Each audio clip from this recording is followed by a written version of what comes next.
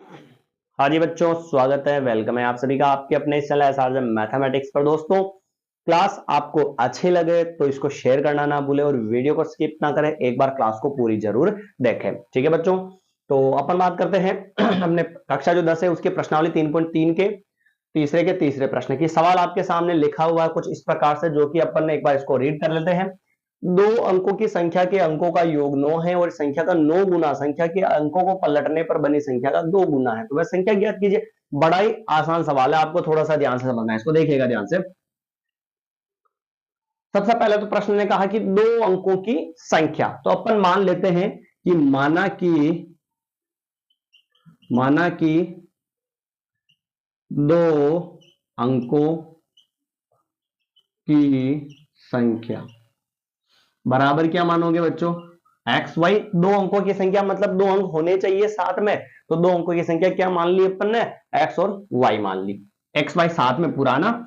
अब इसका जो प्रसारित रूप है वो भी मैं लिख देता हूं, देखना थोड़ा सा कैसे देखना।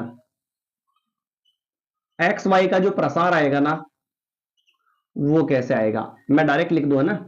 एक्स वाई को मैं क्या लिख सकता हूं, देखना। पीछे से बोलेंगे इकाई यानी 1 वाई, दहाई, दहाई का मतलब 10 यानी 10 एक्स। समझ गए इस चीज को भाई?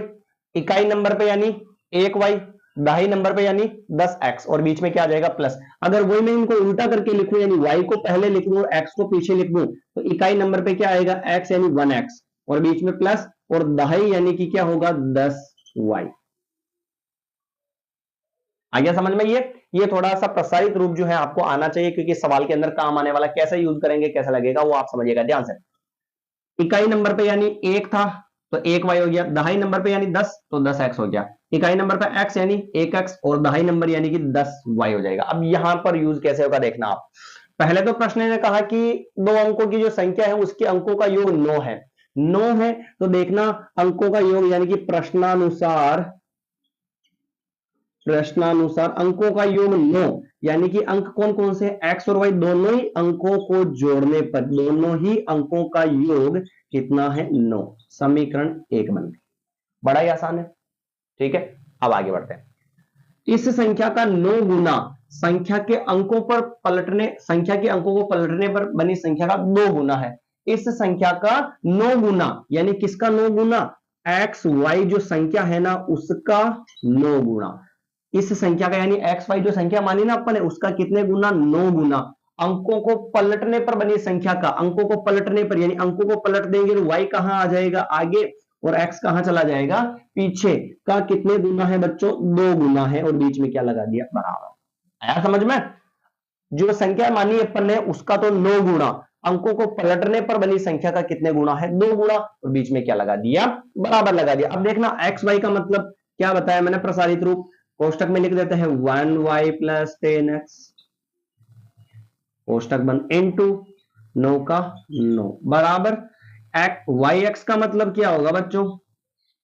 1 एक्स प्लस 10 वाई, ये इसका प्रसारित रूप, इंटू क्या आ जाएगा? 2। यूं मत कर लेना कि सर एक्स से एक्स काट दो वाई से वाई, ऐसा कभी नहीं कर सकता, क्योंकि ये पूरी संख्या है, अंक है ना, तो इसलिए। तो चलिए आगे बढ़ते हैं। 9 को गुणा करवाते हैं 1 से तो क्या होगा? 9 वाई, फिर प्लस 9 को गुणा करवाते हैं 10 से तो क्या होगा? 90 एक्स, फिर बराबर 2 को गुणा करवाते हैं एक्स से तो 2 एक्स, और फिर प्लस 2 को गुणा करवाते हैं 10 से तो क्या हो जाएगा? 20 वाई। अब एबीसीडी वाले को सबको एक साइड में ले लेते हैं, सारे एबीसीडी है तो आने दो भाई इनको। 9 वाई प्लस 90 एक्स, और प्लस के 2 एक्स को इधर लाएंगे किसका? माइनस का, प्लस के 20 वाई को इधर लाएंगे किसका हो जाएगा? माइनस का, और बराबर में कितना आ जाएगा भाई?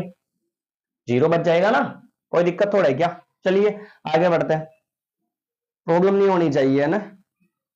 एक बार देख लेते हैं कहीं गलत तो नहीं लिखा मैंने।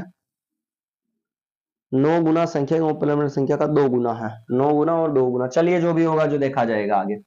अब देखना 90 एक्स में से तो 2 एक्स चला जाएगा, कितना बचेगा? 88 एक्स बचेगा, और इधर 9 वाई है क्या? उधर 20 है, हाँ। इधर बड़ी संख्या माइनस की है तो माइनस, और 20 वाई में से 9 वाई जाएगा, कितना बचेगा? 11 वाई, और बराबर में क्या आ गया? 0। समझ गए भाई? एक बार पूरा वापस समझेंगे अपन कैसे बनाए इक्वेशंस को, ध्यान से समझिएगा पहले पूरा। वापस रिवाइज में करेंगे एक बार, है ना। दोनों में देखो 11 का भाग जाता है या नहीं जाता, जाता है, तो हम कह देंगे 11 का भाग देने पर, ना दोगे तो भी आंसर आ जाएगा, पर इक्वेशन सरल हो जाएगी, सिंपल हो जाएगी। 11 का भाग देने पर 88x बटे हुआ 11 माइनस 11y बटे हुआ 11 और बराबर में 0 बटे हुआ भी 11। 11 से कटा ये 8 बार, ये कटा एक बार, ये 0 हो जाएगा, तो 8x माइनस y बराबर 0।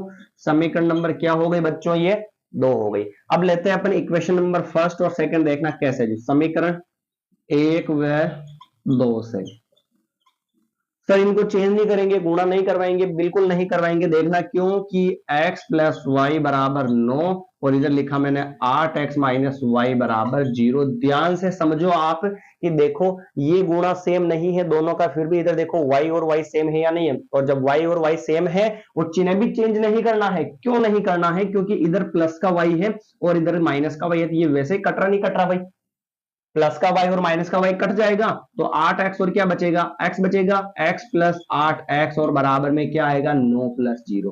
x और 8x कितने हो गए बच्चों, 9x बराबर 9 और 0 हो गए 9, 9 से 9 कट गया, तो x का मान कितना आ गया भाई, 1 आ गया।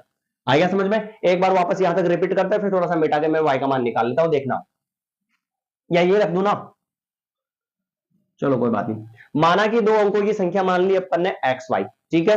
फिर एक्स वाई का प्रसार कैसे लिखा मैंने, इकाई नंबर पे ऐसे बोलेंगे, इकाई यानी कि 1 वाई लिख दिया, दहाई यानी कि 10 एक्स, इकाई फिर अंकों को पलटने पर, यानी पलटने पर भी मैंने लिख दिया डायरेक्ट, तो इकाई नंबर पे एक्स है तो 1 एक्स प्लस दहाई नंबर पे वाई है तो 10 वाई, बीच में लगा दिया प्लस, ठीक है भाई। चलिए, प्रश्नानुसार अंकों का योग जो है वो कितना है 9, तो अंकों को जोड़ दिया और बराबर में क्या लिख दिया 9, इक्वेशन नंबर फर्स्ट बना लिया अपन ने, ठीक है भाई। आगे बढ़ते फिर, दो अंकों की जो संख्या थी ना स्टार्टिंग में, उसका 9 गुणा, तो 9 से क्या करवा दिया गुणा, अंकों को पलटने पर बनी संख्या, यानी एक्स वाई को पलटेंगे क्या बनेगा वाई एक्स बनेगा, पलटने पर बनी संख्या का कितने गुणा, 2 गुणा, एक्स वाई का तो प्रसार लिखा इंटू में 9 का 9 बराबर का बराबर, वाई एक्स का प्रसार लिखा इंटू में 2 का 2, गुणा करवा लिया तो 9 इंटू वाई तो 9 वाई हो गया, प्लस प्लस 9 इंटू 10 90 हो गया, 2 इंटू 1 2 एक्स हो गया, और प्लस 2 इंटू 10 कितना हो गया 20 वाई हो गया।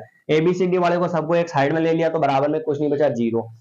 90x में से 2x जाएगा, 88x और 9y और 20y को सोल्व किया, बड़ी संख्या माइनस की तो माइनस और बाकी करी तो कितना हो गया 11। पूरी समीकरण में 11 का भाग लगा दिया अपन ने, तो ये बन गई इक्वेशन। समीकरण 1 और 2 उठाइए रखा, चिन्ह भी चेंज नहीं करा अपन ने, गुणा भी नहीं करवाया, क्योंकि यहाँ पर दोनों y सेम है और एक प्लस का एक माइनस का वैसे ही कट रहा है, तो x प्लस 8x तो हो गया 9x, हो इधर 9 और 0 हो गया 9 कटा, तो ये x का मान हो गया 1।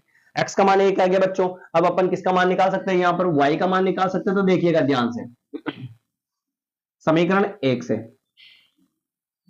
समीकरण 1 से, समीकरण 1 क्या थी बच्चों, x प्लस वाई बराबर 9 थी, x का मान यहां से उठाओ 1 प्लस वाई बराबर 9, तो y बराबर प्लस का 1 उधर भेज दिया अपन ने, किसका हो गया माइनस का, तो ये y बराबर क्या हो गया 8। तो संख्या क्या हो जाएगी प्यारे बच्चों, देखिएगा ध्यान से, संख्या हो जाएगी x y मानी अपन ने, x का मान तो 1 और y का मान क्या है 8, यानी कि जो संख्या बनी वो कितनी बन चुकी है बच्चों 18 बन चुकी है। कोई दिक्कत है क्या इसमें, नहीं है भाई।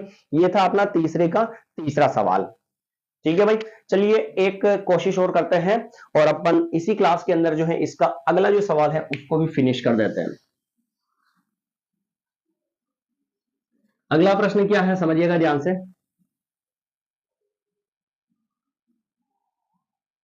अगला प्रश्न कहता है कि मीना 2000 रुपए निकलवाने के लिए एक बैंक गई। मीना जो है 2000 रुपए निकलवाने के लिए बैंक गई, ये अपना चौथा प्रश्न है। मीना 2000 रुपए निकलवाने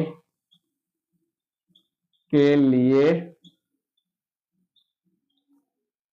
बैंक गई, बैंक गई, फिर उसके बाद में उसने खजांची से 50 तथा 100 रुपए के नोट देने के लिए कहा। जो खाते वाला जो था ना, तो उसने खजांची यानी खाता चेक करने वाला, खजांची से 50 रुपए व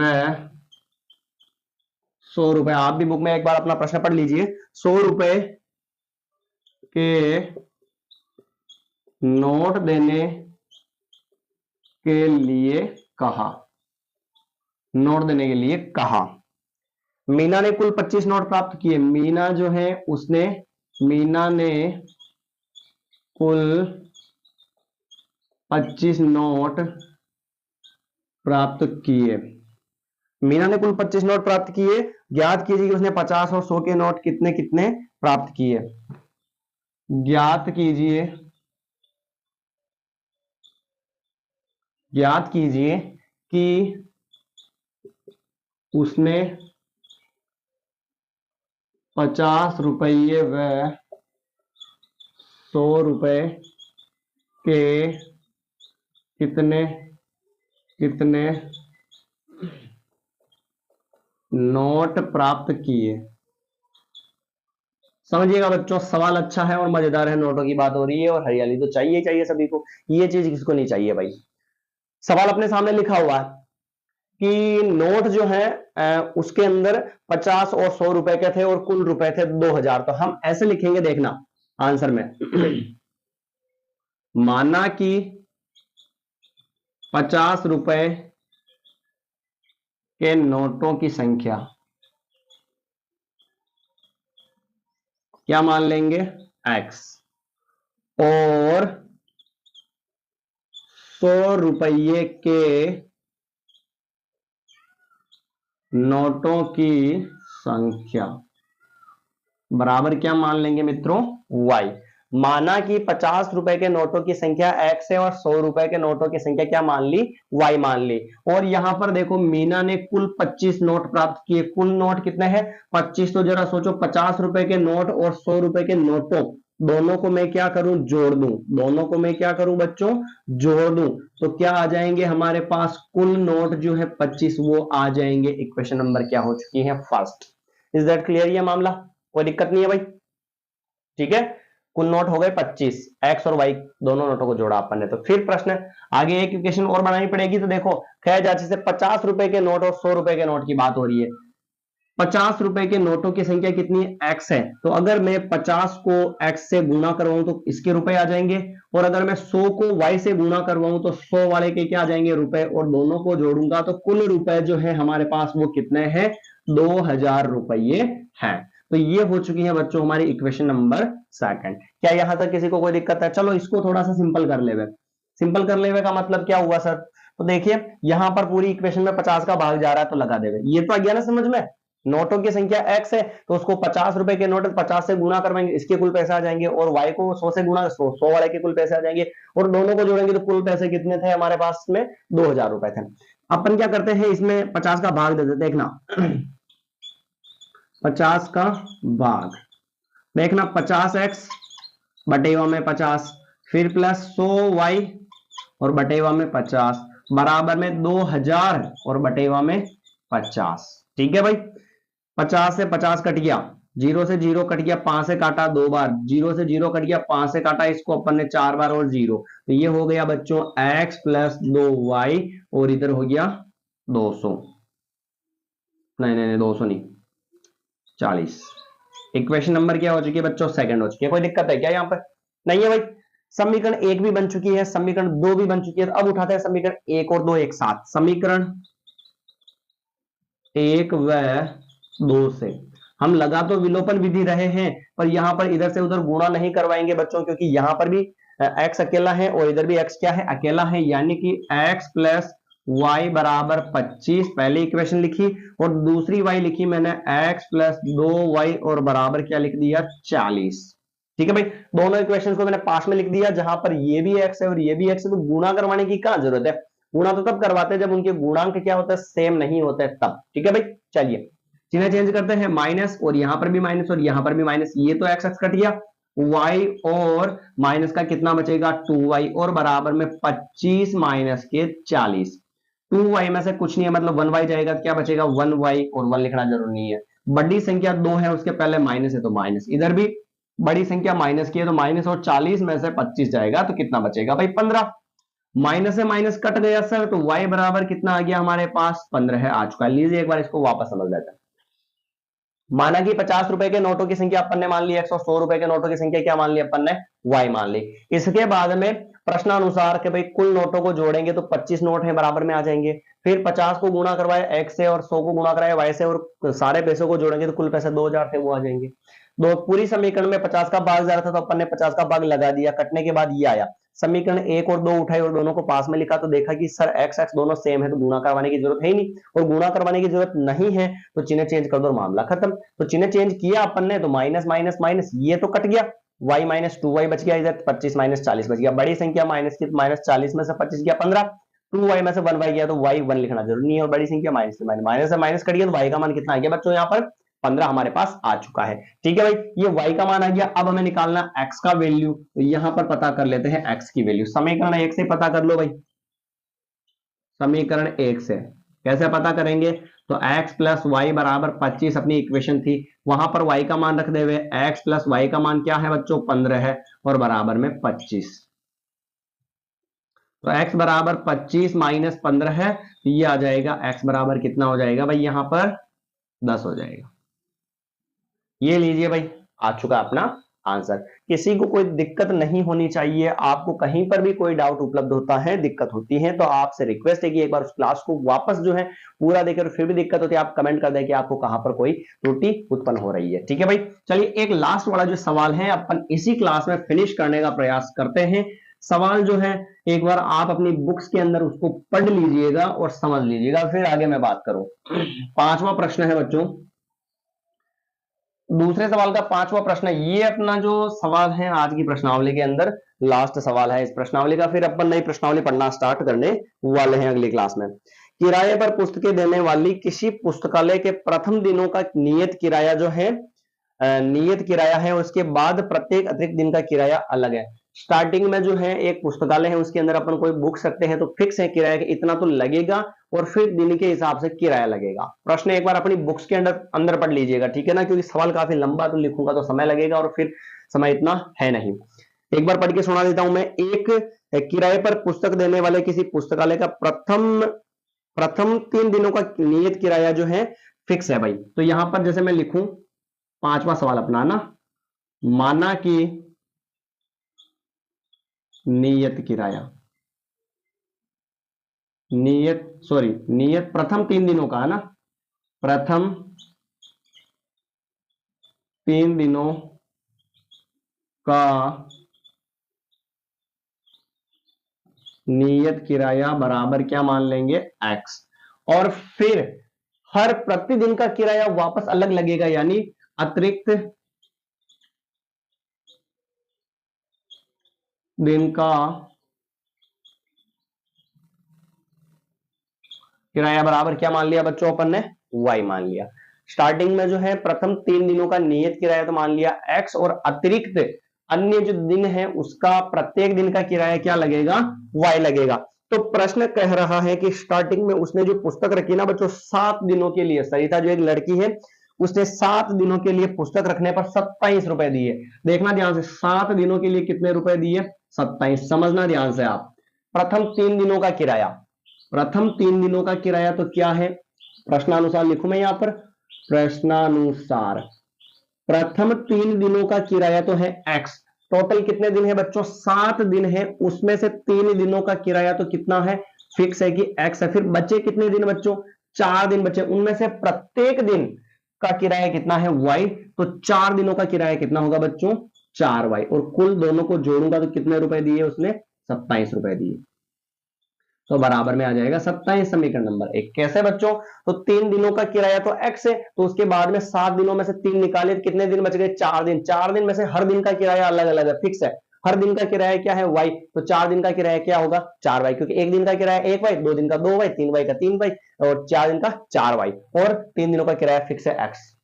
कंप्लीट। अब आगे बात करें, फिर अगली बार जो है इसने जो है सुशी ने जो है अपनी पुस्तक 5 दिनों तक रखी और 21 रुपए अदा किए। सुशी जो लड़की है एक, इसने 5 दिनों तक अपनी पुस्तक रखी और किराया दिया 21 रुपया। तो जरा सोचो 5 दिनों में से 3 दिन का किराया तो क्या होगा, x रुपया होगा, फिक्स है कि ये तो लगेगा ही लगेगा 3 दिन का, तो ठीक है 3 दिन का x हो गया, फिर प्लस, फिर प्रत्येक दिन का किराया y है, और यहां पर 5 दिनों में से 3 दिन का किराया x हो गया, तो बच्चे 2 दिन, तो 2 दिन का किराया क्या होगा 2y, और वो कितना है बच्चों 21, और ये हो गई हमारी इक्वेशन नंबर 2। तो हमें पता करना है कि इसके अंदर जो है इसने कितना किराया दिया, प्रत्येक दिन का और अतिरिक्त दिन का। ठीक है भाई, चलिए यहां तक कोई दिक्कत नहीं। प्रत्येक जो प्रथम 3 दिन थे उनका किराया फिक्स था x मान लिया, अतिरिक्त दिनों का किराया क्या मान लिया y, तो 7 दिन थे, तो 7 में से 3 दिन का किराया x हो गया, तो बाकी बचे हुए 4 दिन का किराया 4y, कुल जोड़ेंगे तो 27 रुपए दिए। इधर भी 5 दिनों में से 3 दिन का किराया x हो गया और बाकी अतिरिक्त 2 दिन बचे, 3 दिनों का ये हो गया, 2 दिन बचे उसका 2y हो जाएगा। दोनों को जोड़ेंगे, कुल किराया उसने दिया 21 रुपया। ठीक है भाई, दोनों का गुणांक x सेम है भाई, x का गुणांक क्या है, सेम है। तो समीकरण 1 व 2 से अपन इसको क्या करेंगे, डायरेक्ट इसको सोल्व कर लेंगे। कैसे बच्चों, तो x प्लस 4y बराबर क्या लिखेंगे 27, और इधर लिखेंगे x प्लस 2y और बराबर लिखूंगा मैं 21। देखना समझिएगा ध्यान से, चिन्ह चेंज कर लूं मैं, माइनस माइनस माइनस, ये तो कट गया, तो 4y माइनस 2y बराबर 27 माइनस 21। 4y में से 2y जाएगा, कितना बचेगा 2y, बराबर 27 में से 21 जाएगा 6 बचेगा।